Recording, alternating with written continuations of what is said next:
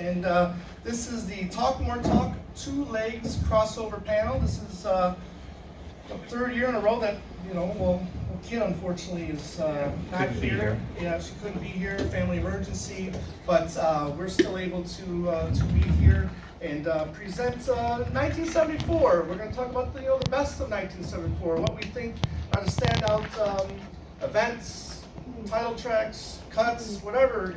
We want to hear from you guys as well once we get started. Before we do though get started, let me introduce my Talk More Talk panel, my friends here. We got at the end, we got Ken Nicholes. You know him, you love him, DJ extraordinaire. YouTube legend now. And speaking of YouTube legends, we've got Joe Mayo, meme. You don't have to clap, and I'm Tom Hunyady. Right.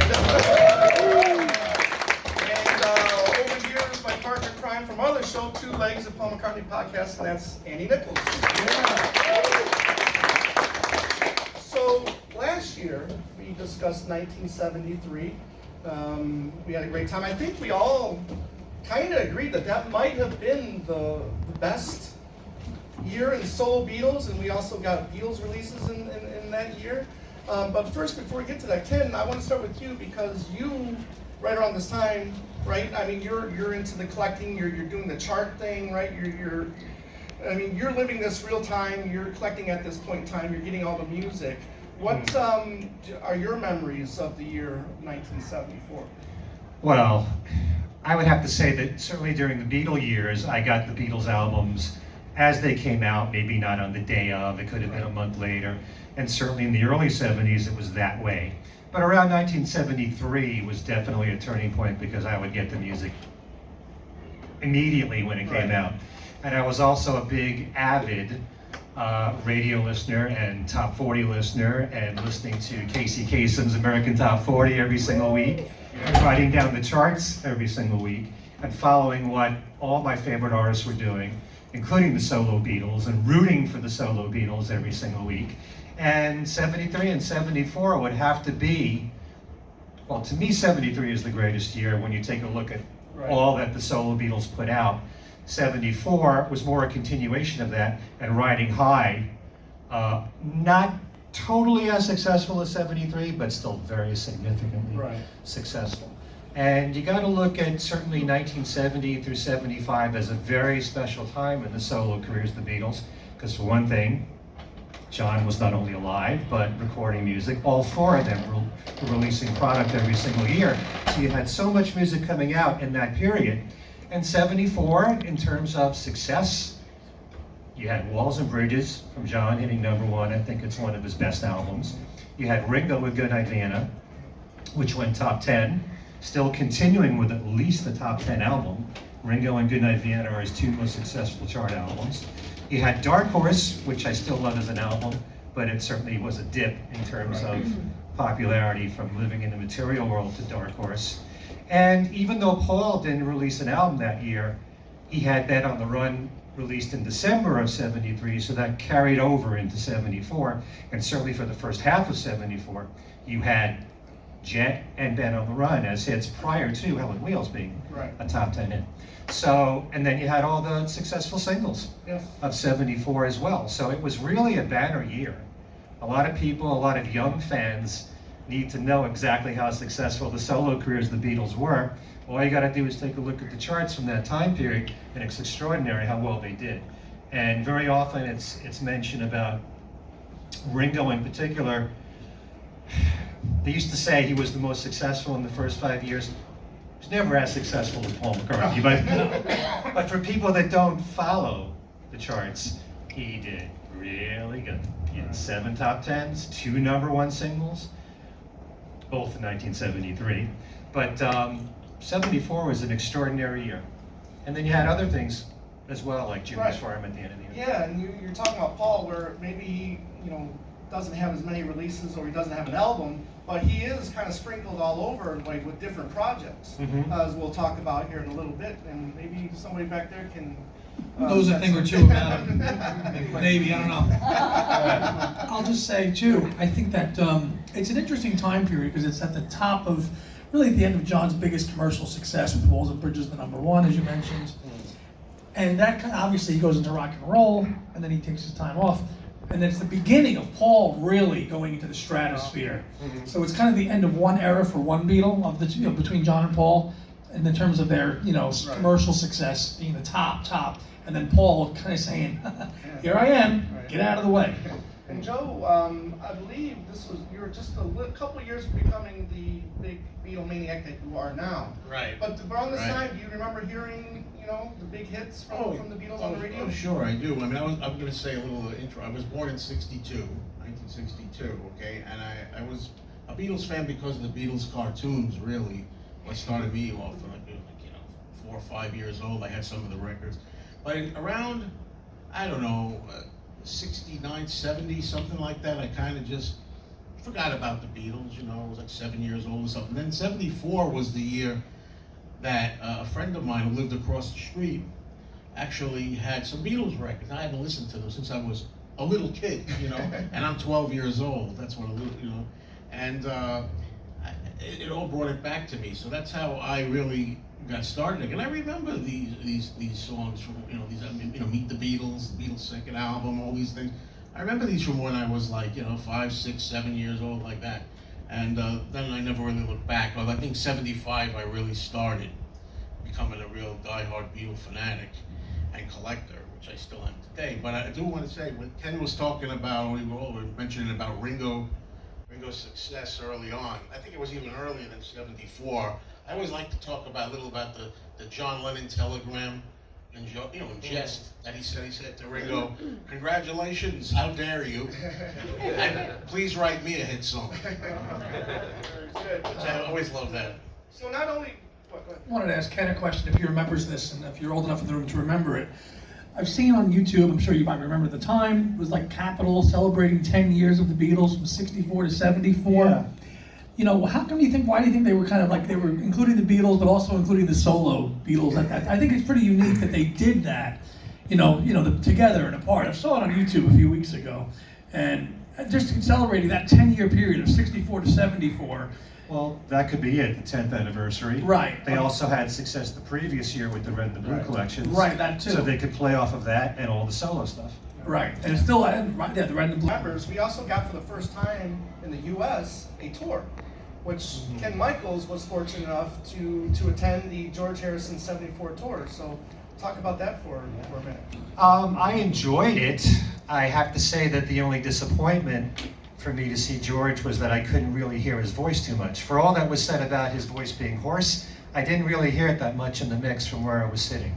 I went to see him at the Nassau Coliseum. Yeah, I've seen every Beatle live except John.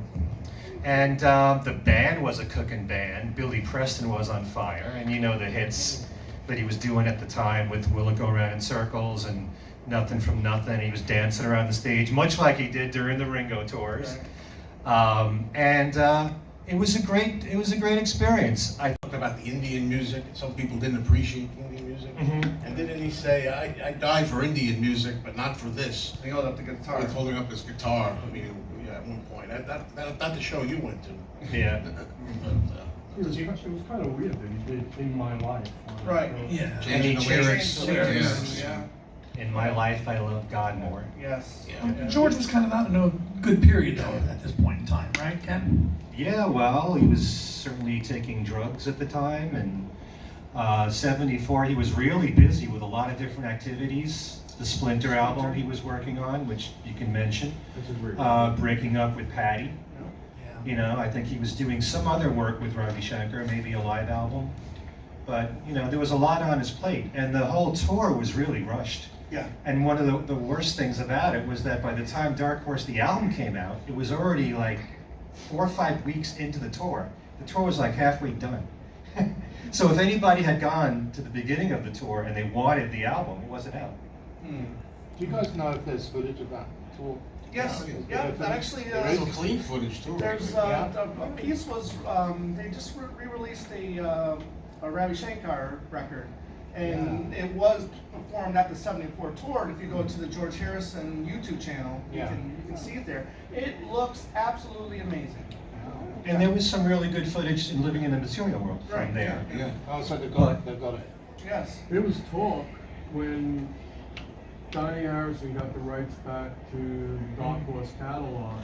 Well, when he first announced it, he says, "Yeah, we're gonna look at those tapes. Yeah. We're gonna pick the best sounding songs from each tour, each gig that he did, Yeah. and try to put something that's cohesive. You know, something We that's." talked about that before, because not only that, then him and Olivia, right, they were interviewed saying that they were gonna give us Living in the Material World, they're gonna give us Dark Dark Horse. Horse, bits and pieces, or the whole thing of the Dark Horse tour. So yeah, I mean, there are quotes out there of them saying this. And that'll come out right after Early Takes Volume 2. Yeah. Decade later. How long have you been waiting for Volume 2 there? A long time. Yeah, but the year for music-wise, or for releases, really is kind of slow. I mean, we got the release of Band on the Run, December 1970. That really takes off with, yes, I'm sorry, 73.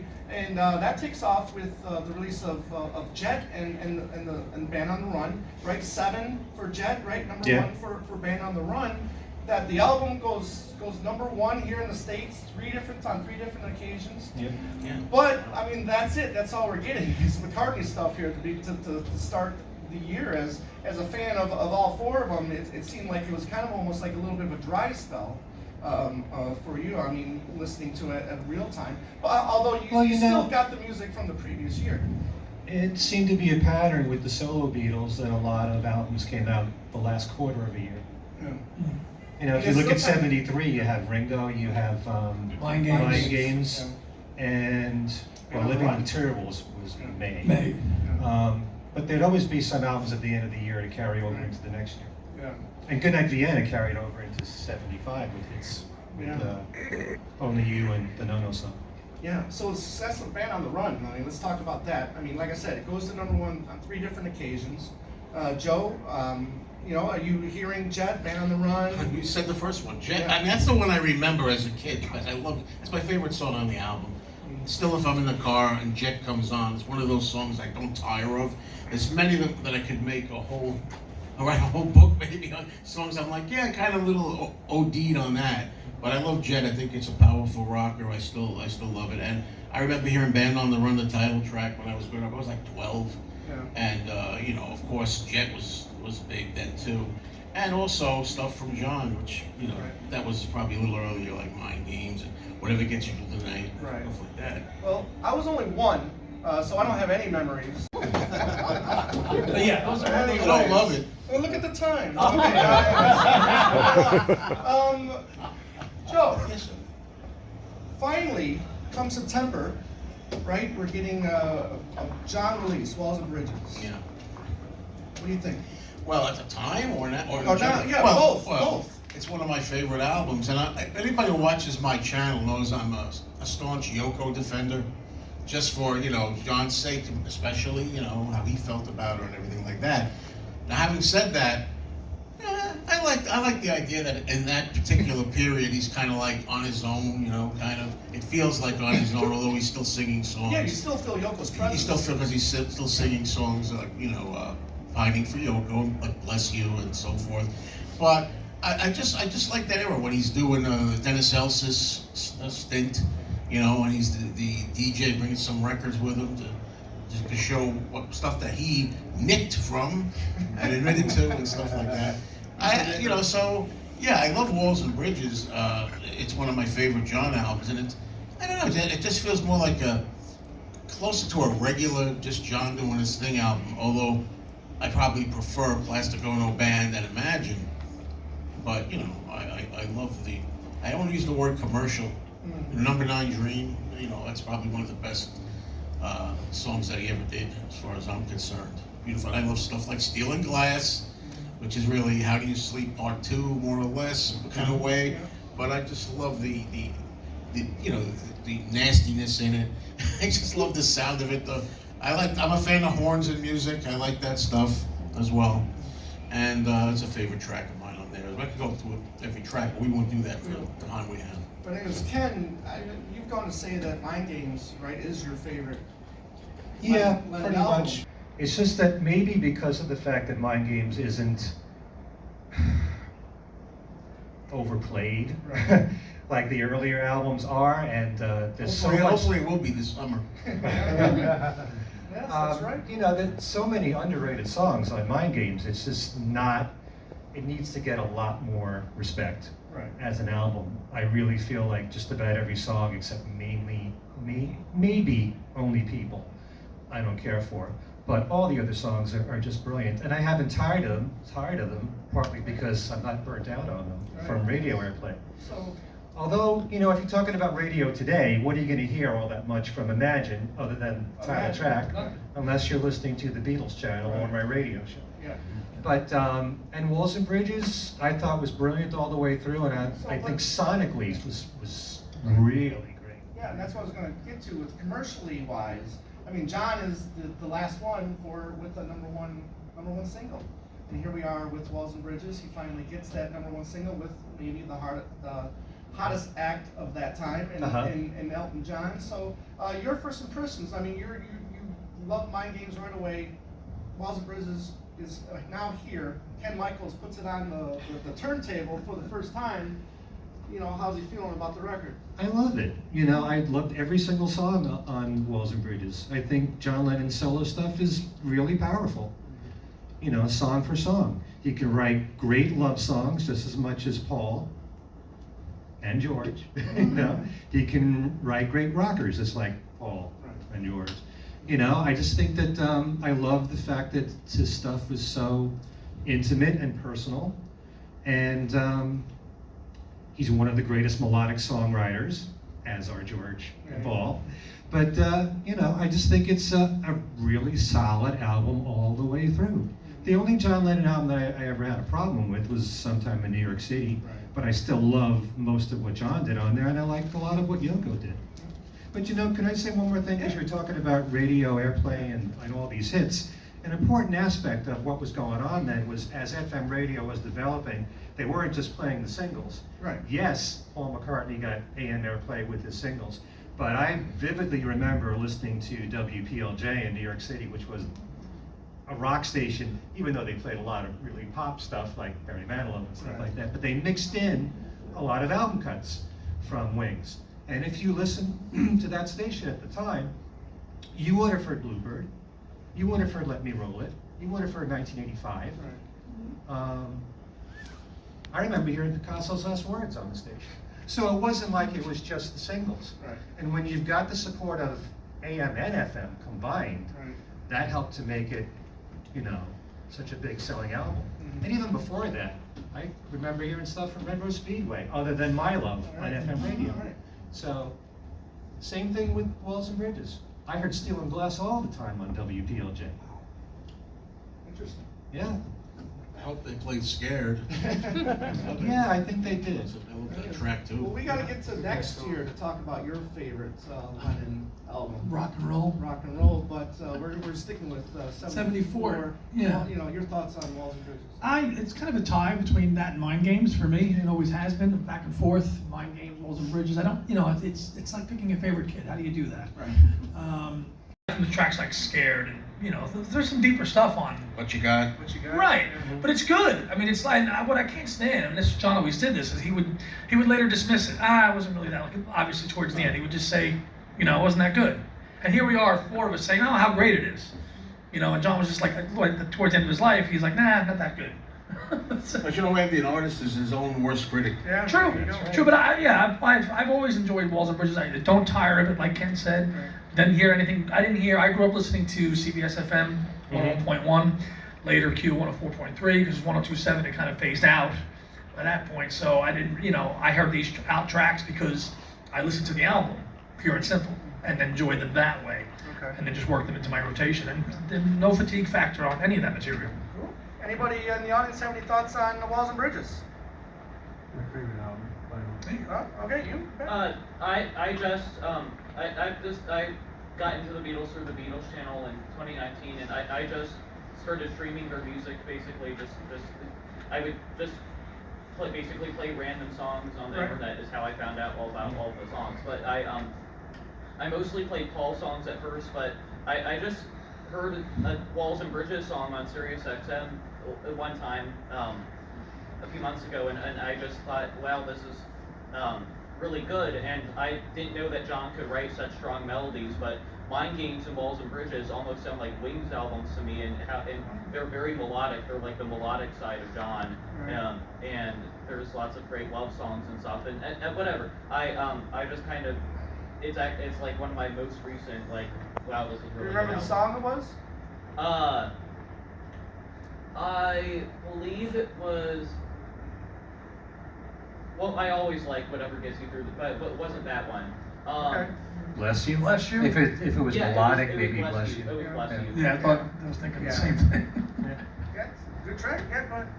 It was really funny how when that album came out and Goodnight Vienna came out, how John and Ringo would Cross- do commercials cross- where they yeah, say, hey, listen to John's record, and John would say, hey, listen to Ringo's record, and I thought that was kind of We'll get to Ringo here in a second. Question? Yeah. Oh yeah. Go Yeah, ahead. the question was more of a statement. I think my thing is, what you got, when I would listen to the Lost London tapes in the late 80s, early 90s, Western London Radio Network with Ellie Vince, hearing that, and then not realizing until years later, oh wait, that was from Lost London. So I heard that again. Lost London tapes. Cool. So we moved to October, and we haven't heard from Paul in a little while. Been a couple months, and we finally get something new from him, and I think it's probably the greatest rocker he's ever done. And Joe, Junior's Farm. Well, it's hard to say, I don't want to commit to that, but I'm close with you. I love Junior's Farm, and I love that it's a single, just a single with that great B-side, Sally G, which I'm sure we will talk a little about, the Paul doing country. I love it, great double hit in my book. Didn't Sally G do something on Yeah, the it was a country double-sided charts, single. They're in the back, they'll know. I forget. I get a little intimidated with it. Got a great book back there. So, I don't want to make any mistakes. No, let's see. But I love it, boy. And Jimmy McCullough, boy, Right. the guitar on that, how talent he had. I love him in that. All right. Ken? I think Junior's Farm is definitely one of the best rockers that Paul's done, and it could be my favorite McCartney single. Right. You know, I never get tired of hearing it. It's such a cool rocker. Like you said, Jimmy's guitar solo, I love the way it ends, with Paul Right. taking a breath. And I like it the full version, Paul, not the one that's edited when you're doing not live. the edit. Not the edit. What about let's talk about a couple of the lyrics. Ollie You're Larry. listening to you all chipped in for a bag of cement, or talking to an Eskimo. Just the craziness. I mean, John Lennon was known for just putting words together and sticking, seeing what. I mean, Paul is kind of a little bit doing this in this sense, don't you think? Yeah, well, sometimes he puts in what some people might consider dummy lyrics Right, that just yeah. fit the melody Right. in terms of like syllables, what fits and everything. Yeah, he does that sometimes.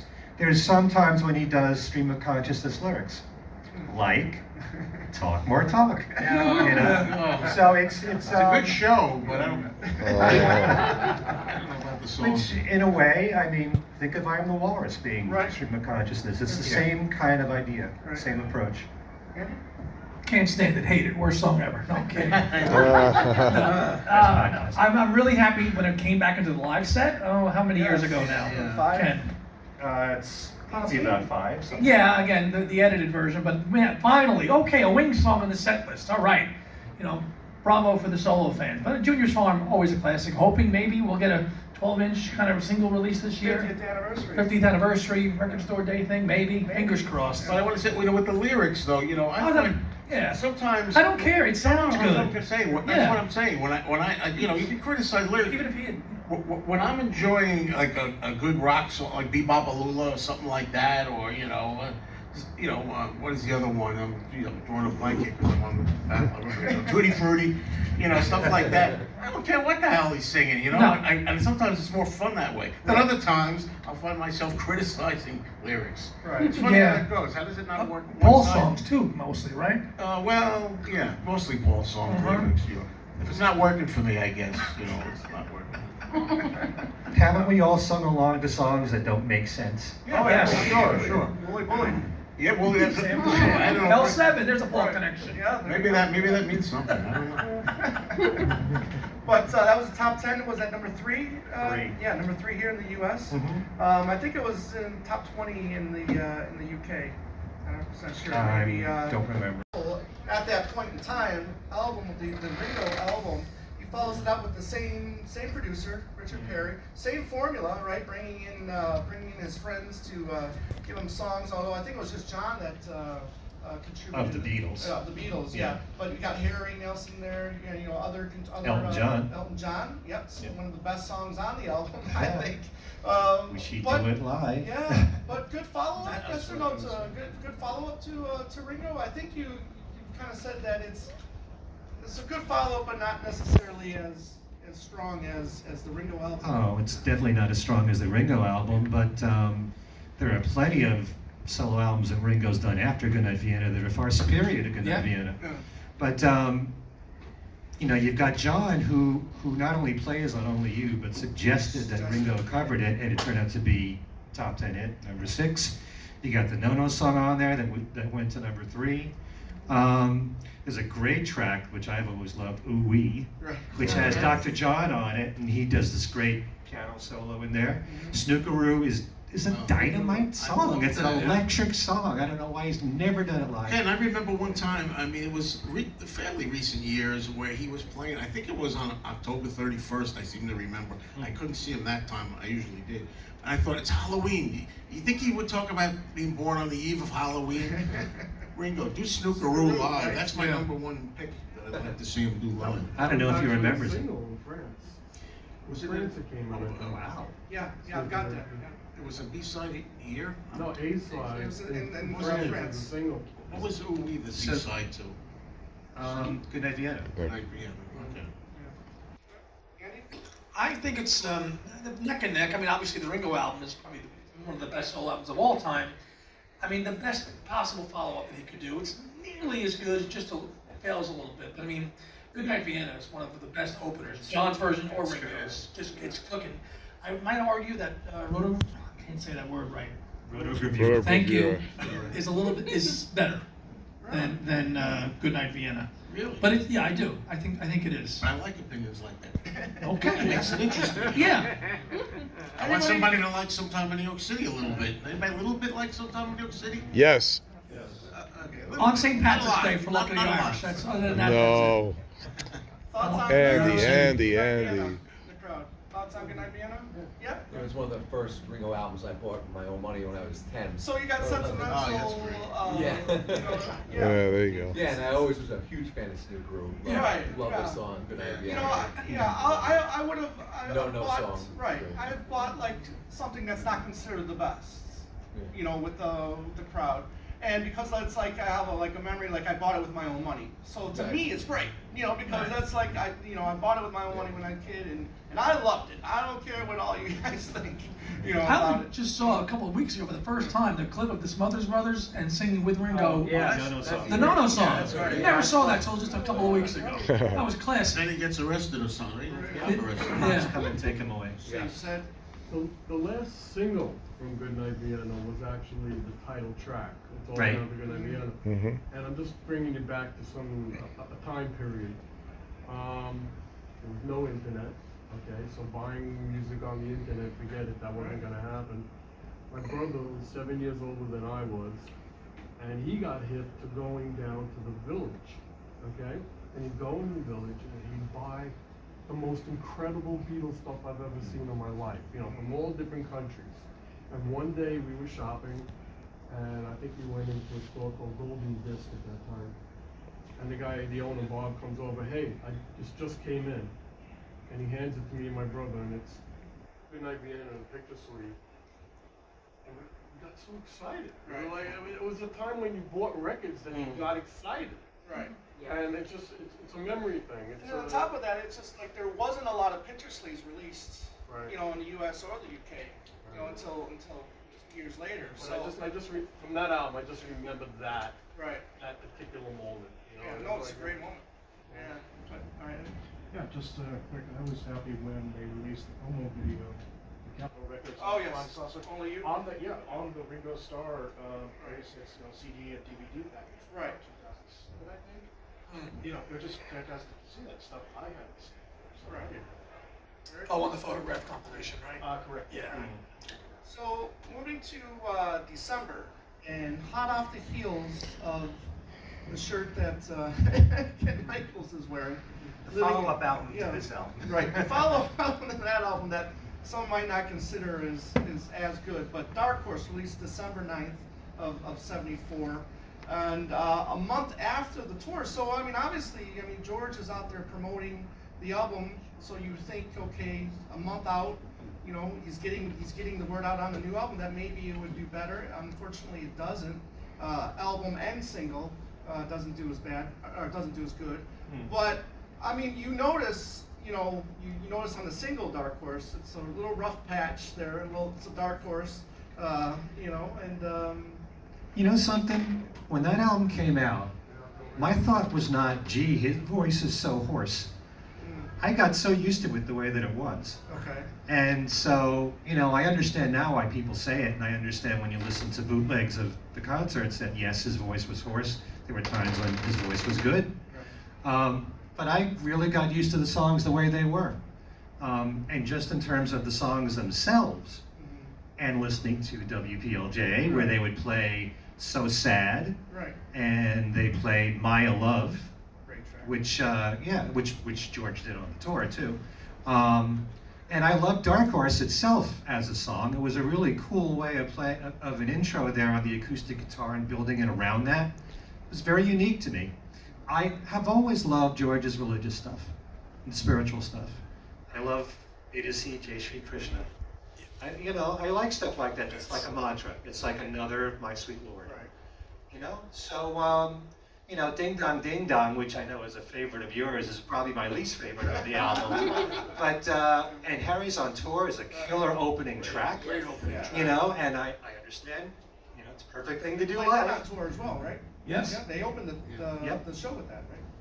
But now I lost my train of thought. Of course. But it was still a really good album. Right. I still look at Living in the Material World. It's my favorite album from any artist. Right. Even surpassing the Beatles to me, because I love the spiritual stuff.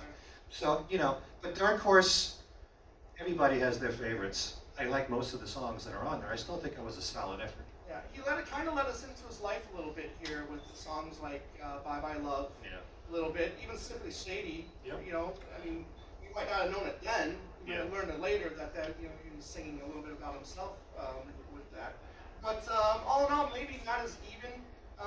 There's a little less spiritual stuff on that album than there was with Living in the Material World. I mean, there was a lot of criticism with Living in the Material Rights. People thought it was, as they say, too preachy. Yeah. You know, but You still toned had- it down a little bit. You still had It Is He, you had Far East Man, you had Right. Mayo Love. You had some spiritual stuff in there too. Joe? Yeah, well, I didn't hear it when it first came out. That was one of the albums that I filled in the holes to later as I was getting all the solo albums. And when I first heard it, first thing I heard was, boy, his voice is hoarse. We're complete opposite. I just play with it. No, but now the funny thing is, I've come to prefer like the title track Dark Horse that way. It's grown on me. I love the song to begin with. And I'll take any version I can get. Sometimes I hear the clean one, and I say, I like it with that little bit of roughness in there now. But I understand what was going on. I love Simply Shady. I mean, that's my favorite, probably my favorite song on the album is Simply Shady. Harry's on Tour, the instrumental I like. I don't think it's one of his best albums. I think it's middle tier at this point. It changes for me. Right now, I put it above Edge Architecture, personally. But there's a couple of other tracks I like on it, but not the whole thing consistently the way I love. Is this an album that you appreciated first time, or did it build? Tour Express, I did not know that song like 5 years ago. So I was like, wow, this is a great opening track. Right. Tom Scott and the LA Express on that track, just killing it. Then the video for Ding Dong is just, George taking the piss out of himself, wearing the uniforms again, and embracing the Beatles stuff, which he did later on again with When We Was Fab. So it's, it's that was cool to see in that video. In terms of the other stuff that's on there, I actually prefer the live version of Dark Horse in Japan. Really? better than the studio one. How about Bye Bye Love? The cover song, Talk yeah, about that. it's one that's grown on me, and I like it more. But I'd probably just cherry pick the best of it now. Yeah, you know, as someone who's a little younger, you know, and relying on other people to suggest, you know, rather for me just going and buy them, I would ask, you know, what should I get next? You know, which people would always say, do not get Dark Horse or Extra Texture. Yes. You know, I love it, yeah. and foolishly I would, you know, say, okay, I'll get those later on. And I finally eventually did get them, and I was like, why did I take, you know, because I do generally enjoy, you know, especially Dark Horse. I do generally enjoy it, but I'm just like, well, why did I listen to these people? Because you know, nowadays, you know, I want to hear it myself before I even listen to anybody's point of view, you know, on anything. But like I said, then, you know, he's touring for this album. He's promoting it. What does the album end up doing on the charts? 4. Number 4. Yeah. The single Dark Horse itself. 15, I think? Yeah. 16 or 15. So unfortunately, the success of Living in the Material World, having the #1 album and the song #1 at the same time, you know, that's pretty amazing. But then unfortunately, this is like George's popularity just starts to slowly get on the decline, right, Ken? Yes. I really do think, and we've talked about this, that there really should have been a follow-up single to Yeah. Give Me Love. Right. So he would have had another hit. I think, you know, Don't Let Me Wait Too Long. Right. So just so the momentum would continue. Now that was it for. Okay, go So ahead. George had one more outfit, which is kind of like a throwaway song, really. The B-side, I Don't Care Anymore. I don't care, right? Yeah, that was for me not one of his best No, it was like a B-sides. throwaway track. Yeah, not as good as Miss Odell for sure. No. You know, but there's also stuff that they've worked on during that year as well. That's just wasn't solo projects, right? There, you know, McCartney, for instance. Even though we only got really the single new thing because, you know, as we said, Man on the Run was released in December of '73. You know, he's also giving singles or songs away for other artists. You know, we're looking at the song 4th of July, which you can hear his demo on the Venus and Mars archive edition. Is that the John Chrissy with Dave Clark? I think was the That was his producer. protege, Yeah, and his he produced protege. it. Right.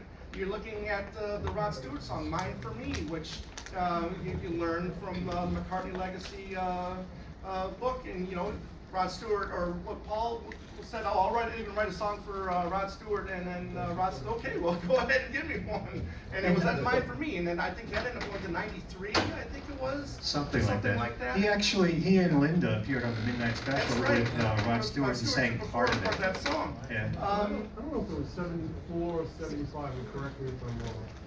Didn't you also give Let's Love? Well, that's Yeah. what I was just gonna get, Peggy Oh, Lee. See, that's why it's kind of confusing with that archive release, because you got all of these stuff that was released. You know, you got 4th of July, you got Let's Love on that archive release, when it was actually probably should have been maybe on the Band on the Run release, because it was released closer to you know, December '73 than it was in '75. You know, so yeah, so Peggy Lee, Let's Love, even though that's not the single, it is the name of it, is the title track. Now, what year did he do the Country Hams? The Country Hymns, that was '74 as well, wasn't it? That was 74. There you go. That was That's when another he- McCartney outfit. He did That's, that. yep. And what about Susie and the Red Stripes? Well, What was that? Susan Red Stripes was '77. That's when it was Yeah, later. released. That was released. Released. But he was doing that, but they were doing that as early as '72. Well, yeah, what about the year? Did he work? Well, that was gonna be my next. They jumped in the gun there. Yeah. Oh yeah. Because, We'll get to it. yeah, even though he did not release an album in '74, we did get probably what is considered the Lost Wings album, which is McGear, which, as we know, is from Mike McCartney.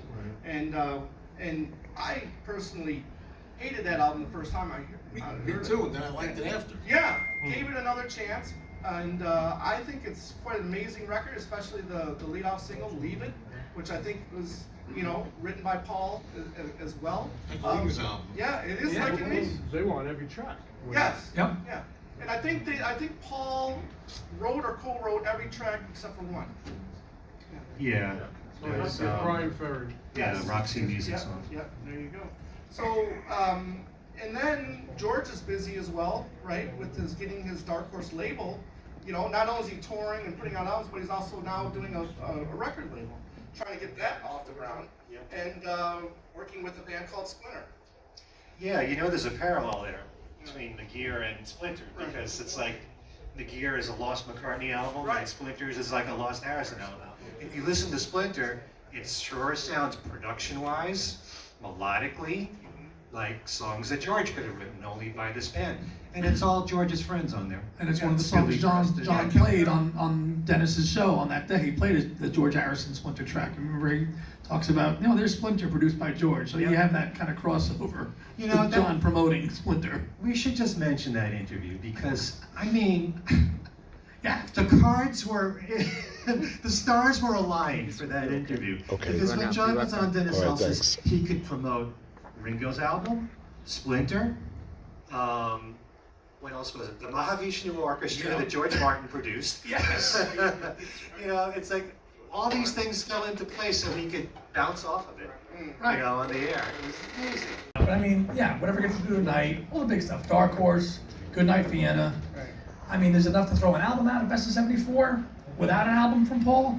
I mean, we'll put Junior Farm and Sally G on it. Right, yeah. Put them on it, Right. I would take the best of John, Ringo, and George, and you'd have a solid. You've best got a of- good 13, 14 track. Without a lot from Paul, unless you're gonna pinch some stuff from McGear and put that on there too. I'd put Leave It on there. You could do that. You could. Ken, some of the best, your best favorite tracks from '74? Let's see. From John, definitely Whatever Gets You Through the Night, Number 9 Dreams, Scared, Stealing Glass, Nobody Loves You When You're Down and Out. Ringo, title track to Goodnight Vienna, the full single version. Because they combined the opening track with the reprise at the end for the single. Ooh-wee, Snookeroo, Only You. I actually like Easier for Me, which is the Harry Nilsson song that's on there. It's one of those great ballady songs with strings, kind of like Goodnight was. Paul, you gotta put Junior's Farm and Sally G. Dark Horse, Harry's on tour. I really do love Simply Shady. Simply Shady, So Sad, Mayo Love, A to C, J. Shri Krishna, and Dark Horse. So I probably have 20 songs. You got a double LP then, my friend. So I mean, ditto is all I can say, but I would take off a few cans, but it's go off, Right. and some other ones. I think It's my opinion. my 74 LP, I think, would be It's All Good. It's All Down to Goodnight Vienna, Snookeroo, No Song, Only You. Then I go to Number 9 Dream, Whatever Gets You Through the Night, What You Got. Then I go Simply Shady, Dark Horse, Ding Dong, Far East Man. And then obviously Junior's Farm and Sally G. And then if I have a couple minutes left over, I'm going to throw Leave It on there, just because Paul McCartney's all over that track.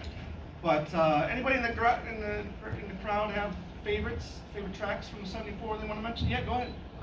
One of my favorites is the No song. Oh yeah. I know that it's been mentioned already, but I really love the way that he illustrates like addiction and things like that, and just how he can like overcome that, and so I really love that song. And Right. yeah. Well, to rain on the parade, though, the irony is he wasn't at that time, though. Oh, After true. many years. But at the end, that's the mock ending. He's kind of like, you hear him mumbling at the end, I don't have another drink at the end of it. But then after that, I love when he sang it in concert later on, when he, Yes.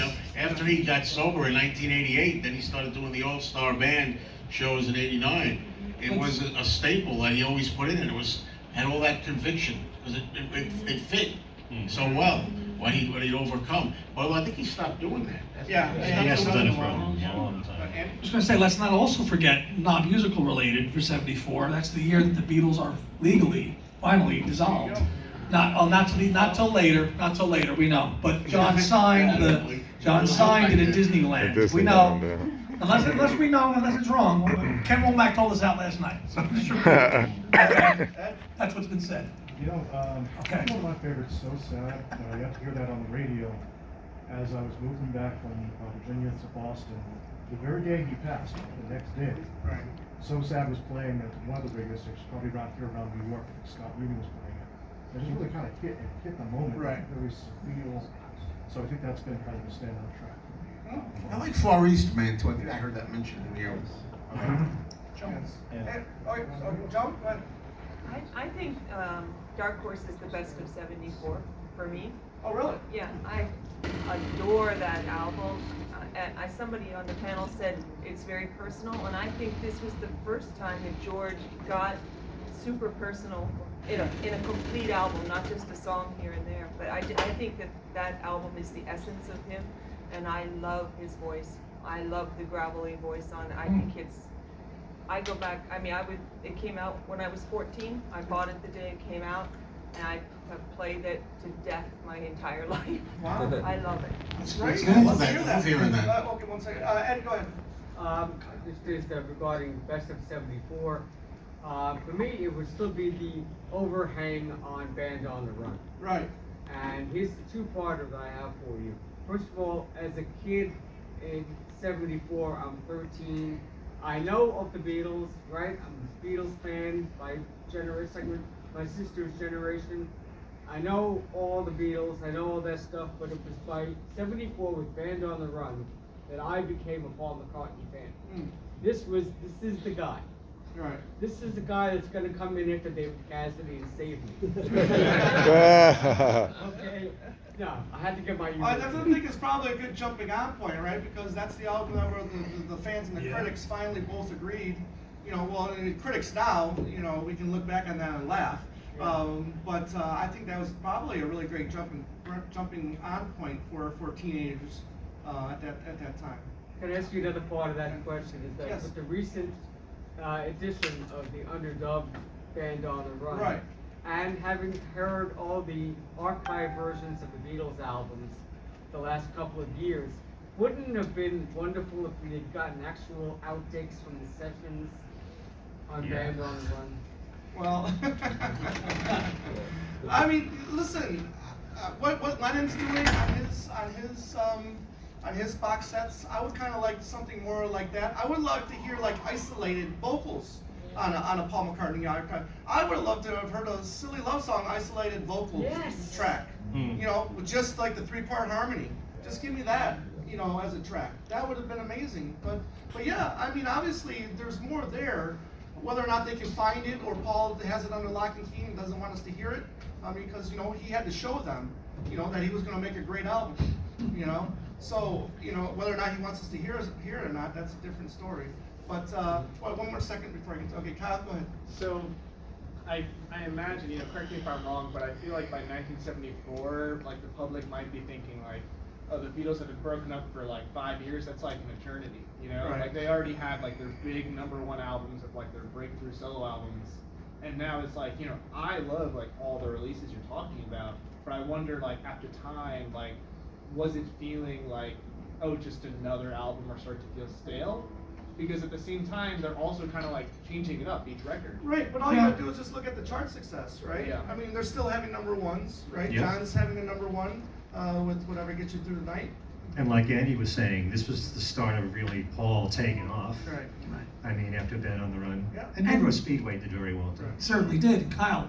Remember, Red and Blue albums come out in '73, Yeah. so that first wave of Beatles kind of nostalgia is coming back. So they're in the public consciousness still, Right. with the Red and Blues coming out in '73 anyway. Even though it was for you know, offshoot, a bootleg that was out on the market. But you know, I always say that the success of the Red and the Blue helped the solo Beatles. Right. The success of the solo Beatles helped the Red and the Blue. All right, let's get 2 more in. We're gonna go right here. One of my favorite tracks from '74, which you were asking, was actually "Going Down on Love" by John Lennon. I mean, that song, it's like always to me the opener of Walls and Bridges, and Right. I always got into that track from day one. Got to go down. Got to go down. It should have been. I think it was a single in France. Even. I think they did put it out as a single, but it should have been a single. Yeah. But, Well, I mean, that was kind of weird too, because, you know, Walls and Bridges is, right? I mean, is that the first LP of John's where he got 2 singles? Because Plastic Yeah. Ball had Mother, Imagine That's had just true. Imagine. Imagine. You know, yeah. Sometime in New York City just Yeah. had Yeah. Woman is the Right. end of the world. Right. My Games was for My Games, that was it. There should have been a second single for My Yeah. Games. Yeah, you're right. Tim? Yeah, I guess for Ken and Joe, since they lived this in real time, but when you heard John came out with Elton John at Madison Square Garden, sung "I Saw Her Standing There" with the other song, what was your reaction at the time to that? I mean, that must have been mind blowing that you picked. I saw her standing there in 1974. Do you remember hearing that? I assume neither of you were at the show, but. Yeah, I remember hearing it, and if anything, I was upset that I wasn't there. But isn't it mind blowing that there's not a video of that? Yeah. I know, I think there's a little bit of It's- footage. yeah, but it's all blurry, and There's photographs, yeah. It's Somebody should have same done thing it. as the Beatles and Elvis meeting. I mean, it's blurry now until, Peter Jackson gets over it. I actually, for me, I actually have, I was saying earlier, I don't know if I was making it clear, I mean, I was getting interested in the Beatles again in '74, but I really wasn't following their solo careers. I mean, if I liked the single, I'd buy the single, or something like that. I bought Photograph on a 45, things like that. But I don't really remember like hearing about the Elton John connection. I don't know why at that age, 12 years old, I don't really remember the Dark Horse tour. By the time you get into '76 is when I'm starting to really live it in more like real time kind of thing. For me, I mean, right. Although I remember so many singles from like 70, 71. I remember like, Don't Come Easy and Uncle Albert. Certain ones hit you because they were such good commercial top 40 songs. And speaking of Elton John, we should also talk about, Lucy in the Sky with Diamonds. right, #1 hit for Elton John. Came out in November of '74, hit #1 in January of '75. Okay. So, and John played guitar on it. Dr. Winston O'Reggae. I mean, this is a time where you have to have, if you were signed to another label, you pretty much couldn't play on someone else's record if they were on another label, right? You had to hide your identity or so whatnot. That might have changed by then, I'm not sure. Okay. But, yeah, you can't deny, well, everything Elton John did back then, he had the Midas touch at that moment. I was really glad, I loved Elton John in that time period. I was so glad that he and John worked together and Elton worked with Ringo. And then, Don't you think they sounded great on They Whatever sounded great Gets You together. Through the night? Well, I like now that they give me some truth. They have John more elevated, on more present on the vocal. Even though I'm a huge Elton John fan of the '70s stuff, anyway. right. Scott? And there's one hand clapping too. One hand Clapping. clapping. Yeah. Yeah, but I mean, do we even get to see that No. here in the States? Well, that was bootleg. more of a UK thing, right? So, No. so for us, we wouldn't have, done that. But then speaking of UK, though, John also works with Bowie. That's not until February of '75. 75. Okay. All right. Gotcha. Okay. Anybody else got? Yeah. Chris, go ahead. wasn't, I saw her standing there, the flip side, B-side of Philadelphia Freedom? Yeah. The Elton John. Yes. Freedom? Yeah. Very good. Yeah. And they've released singles with all 3 songs on them. Okay. And then Elton John did One Day at a Time. Right. Which, for a while, they were saying that John played on it, but we confirmed on Talk More Talk with Chip Madinger Chip and Madinger. Scott Reilly that John never played on it. Right. Yep. Anyone else? Come back. I feel Simply Shady and So Sad are probably like the top 5 George Harrison songs. Oh wow. The lyrics are amazing, they're very complex. There are lots of levels to them. I hope that when there's ever a box set for the album, I hope there are demos where George's voice is better, sort of like the Dark Horse demo. Right. That would be amazing to hear demos of those 2 songs. Somebody brought the juice and I clung on to a straw, right? Yeah, they're beautiful. Yeah. Anyone else? Yeah, I got one more contribution to '74. Bring it on. Okay. George Harrison with Ravi Shankar, I Am Missing You, from the Shankar Family and Friends album. That's when I was saying Ravi Shankar, the one that George produced. Right. Yeah, that's a So great that was single on too. that was for the Dark Horse Records, right? Yeah, it was on Yeah. Dark Horse, first album with them. Splinter was the first, I think that might have been the second. But Don't remember the I Am order, Missing but- You was, Yeah. was the single. Which is very, if you listen to the music, it was very George, Oh, definitely. I love the arrangements of a lot of the stuff that he did, especially adding flutes to his music, and that was with the Ravi Shankar stuff. Mhm.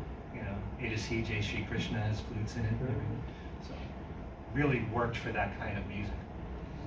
Well, no one's kicking us out yet, so. So let's talk about 75. Well,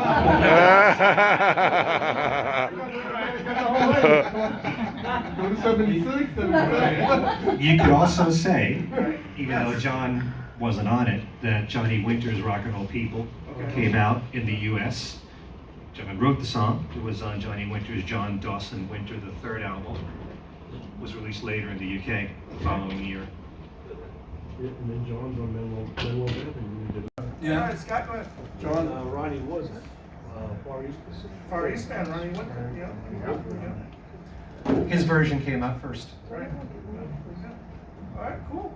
Thank you very much, everybody, for joining us.